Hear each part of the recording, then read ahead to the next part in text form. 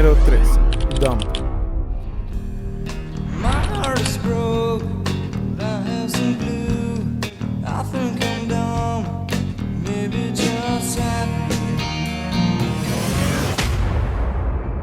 Es la sexta canción del tercer álbum de estudio In Utero de 1993. La canción fue escrita por Kurt Cobain en 1990 después de publicar su primer álbum de estudio, Bleach. En ese momento, la banda se alejaba del sonido grunge pesado para cambiar a un pop rock más abiertamente melódico. Los primeros borradores de la canción, junto con garabatos y listas de supermercado, fueron publicados de forma póstuma con la autorización de Courtney Love y con el nombre de Journals en 2002. En 2 páginas completas se muestran parte de la letra y el título de la misma como I Think I'm Dumb, junto a una nota de no terminada. Courtney Love asegura que Cobain había escrito gran parte de la letra en tan solo 20 minutos durante un viaje a Ámsterdam.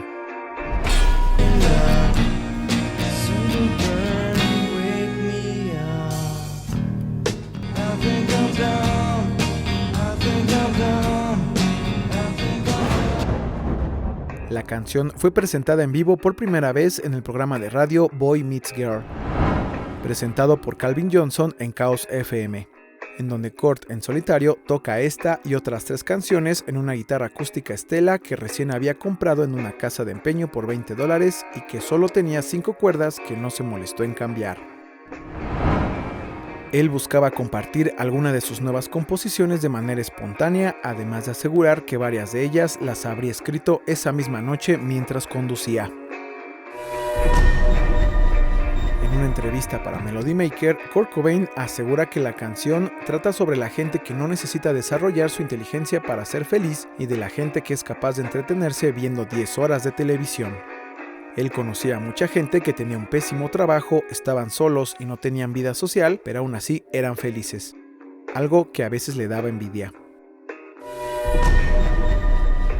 Sin embargo, varias personas entendieron la letra como una forma optimista que invita a reflexionar y ver el lado positivo en los malos momentos, sin importar que parezcas un tonto por no dejar de ser feliz, ya que está bien ser tonto y feliz.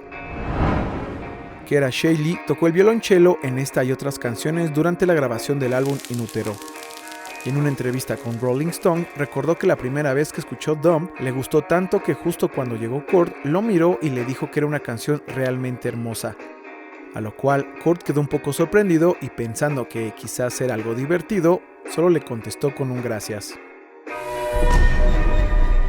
En 2023, el canal de YouTube de Nirvana publicó un video musical de la canción hecho por el animador británico Rob Mercy, con su particular estilo de animación para promocionar el 30 aniversario del álbum In Utero.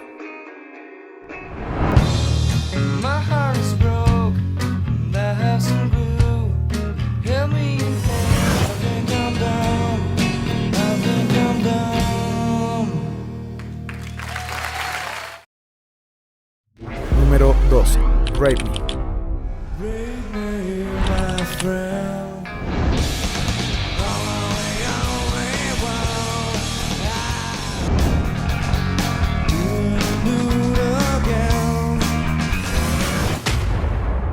Es la cuarta canción del tercer álbum de estudio In Utero de 1993. La canción fue escrita antes del álbum Nevermind y estaba destinada a ser literalmente un tema en contra de la violación.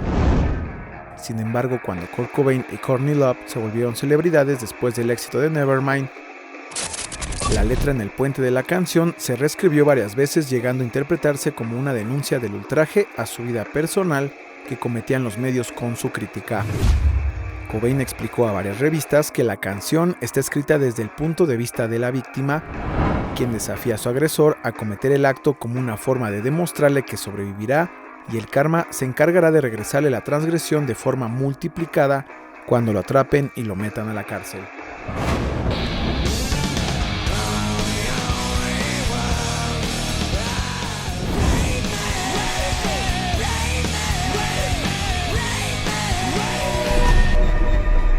Cobain aclaró que no era una imagen agradable, pero él imaginaba la furia de la víctima y su esperanza en el karma le permitiría burlarse de su agresor. Esta mezcla de conceptos confundió y perturbó a muchos de los oyentes, lo que llevó a Cobain a tener que explicar con frecuencia el significado de la canción. El tema fue grabado por primera vez con la disquera Sub Pop y para la sesión de demostración se grabaron 2 tomas de la canción, en una de las cuales Cobain y Dave Grohl graban las líneas vocales y se puede escuchar en varias pausas de la canción el llanto de Frances Bean, hija de Cobain con meses de nacida y que cargaba en su regazo.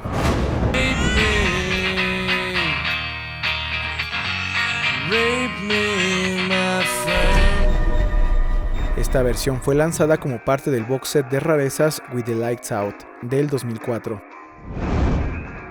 Los compases de apertura y la progresión de acordes han llevado a comparar el riff de la guitarra con Smells Like Teen Spirit. La revista musical Pitchfork la considera como una versión inversa casi directa del éxito.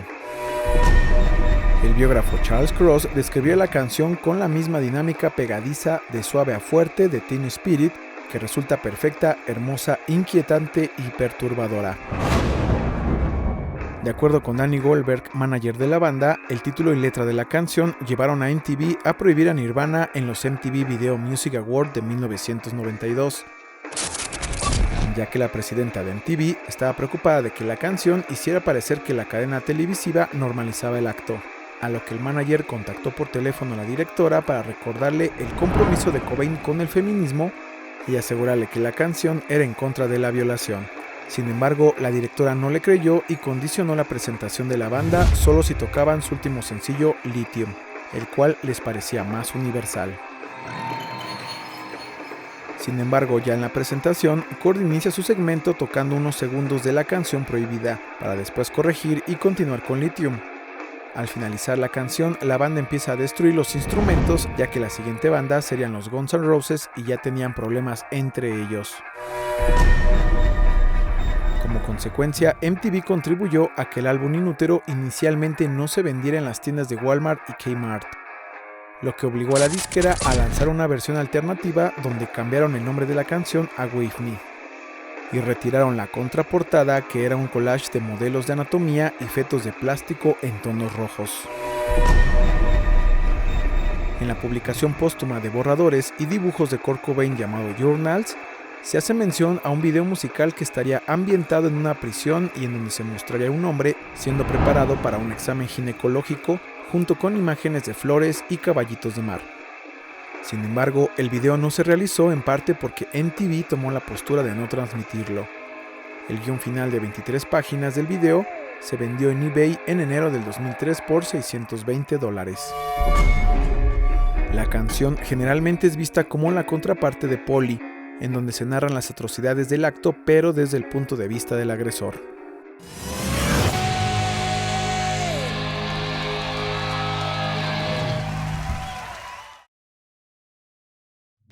Número 1. Polly.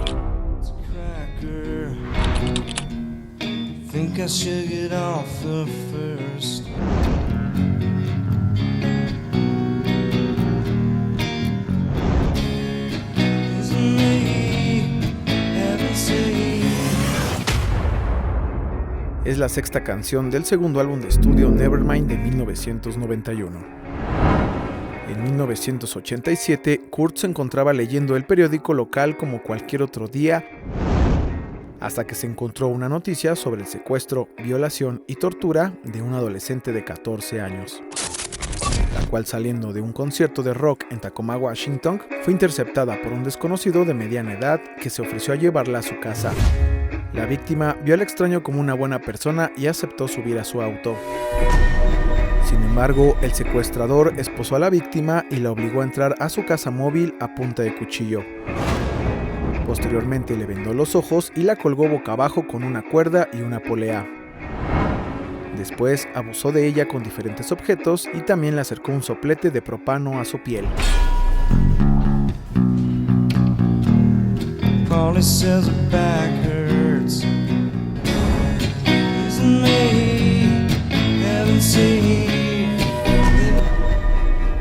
Por suerte, cuando el dueño de la casa móvil se detuvo en una gasolinería, la víctima pudo soltarse y escapar corriendo hacia unos policías para levantar la denuncia. 2 días después, el agresor fue detenido por una falta de tránsito y fue reconocido como Gerald Arthur Friend, de 49 años, quien ya tenía una condena de 75 años por violación y tortura, pero fue puesto en libertad condicional después de estar 20 años en prisión. Esta noticia impactaría tanto a Cobain que escribió una canción originalmente llamada Cracker, que hablaría desde el punto de vista del perpetrador y lo que pensaba de su víctima. En ese momento, la canción solo se tocaba en vivo y tuvo diferentes grabaciones antes de incluirse en el álbum Nevermind. Una de las versiones preliminares para el álbum fue grabada en acústico con una guitarra Stella originalmente diseñada para tener 12 cuerdas. Sin embargo, Cobain había comprado la suya en una casa de empeño por $29 con solo 5 cuerdas y no se molestó en cambiarlas a pesar de que apenas y se mantenía afinada. El productor Butch Vig recuerda que grabó varias versiones preliminares del álbum con esa guitarra y las cuerdas eran tan viejas que no daban ningún tono, lo que resultaba en un sonido muy percusivo. La crítica destacó la canción como una reflexión de la mente de un enfermo, expresada en un ritmo uniforme y sereno que contrasta con el estilo de coros estridentes y gritos constantes a los que Kurt nos tenía acostumbrados. Sin embargo, la letra por sí sola genera un ambiente espeluznante dentro de la tranquilidad y quietud de la tonada en su versión acústica. De acuerdo con Charles Cross, Bob Dylan asistió a un concierto de Nirvana y quedó impresionado con esta canción, refiriéndose a ella como una de las mejores de la banda y a Cobain como un chico con corazón. El periodista Michael Azerrad ha señalado que después de la publicación de Polly y Rape Me, las entrevistas a Cobain sobre este tema se volvieron muy frecuentes. En 2012, Courtney Love declaró en una entrevista a Los Angeles Times que hoy en día ya no se puede escribir una canción así y que actualmente a Kurt no se le permitiría cantarla, lo cual sería bastante triste. En las notas del álbum Incesticide de 1992, Cobain escribió que el año pasado una niña fue ultrajada por 2 desechos de esperma mientras cantaban y tenían de fondo la letra de la canción Polly, y que era muy duro para él saber que existen este tipo de plancton en su audiencia. Cobain siempre expresó su inconformidad en que se abordara el problema de la violación educando a las mujeres para cuidarse o defenderse. Él siempre consideró que era mejor educar a los hombres a no hacerlo. Si el video te gustó, compártelo con tus amigos y familiares para que conozcan más sobre estas canciones. Recuerda que puedes dejarnos en los comentarios qué otras bandas o cantantes te gustaría ver en estos videos. Hasta la próxima.